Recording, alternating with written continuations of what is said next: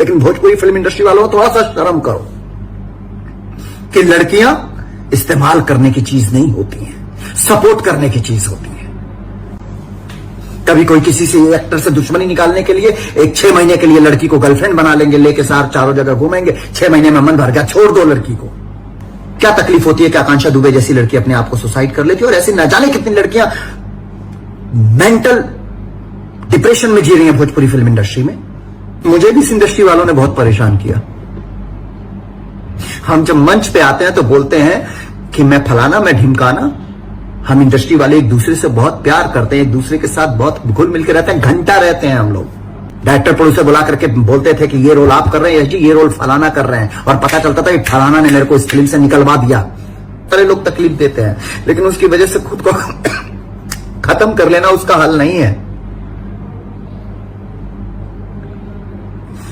पता है तुम बहुत परेशान थी,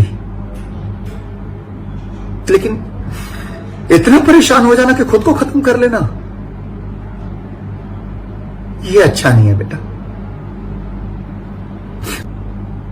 मारा पीटी साथ में रह करके डिप्रेशन में आकर के खुद को खुदकुशी कर लेना, मेंटल लेवल पे डिस्टर्ब हो जाना, ये जिंदगी नहीं है।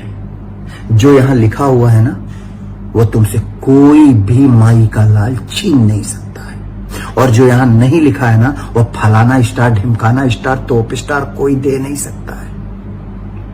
भगवान पे भरोसा करो, ईश्वर के रास्ते पे चलो, भगवान ने जो लिखा होगा वो मिलेगा।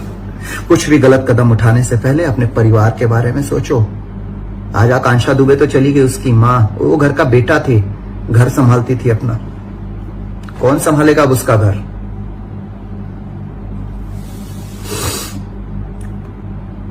आकांक्षा बेटा, मैं तो तुमको हमेशा याद करूंगा, क्योंकि मेरे निर्माता के रूप में पहली मेरी जो फिल्म थी उसकी हीरोइन हो तुम। उस फिल्म से मैंने पहली फिल्म ही हिट फिल्म बनाई थी, तो तुम मेरे लिए लक्ष्मी थी।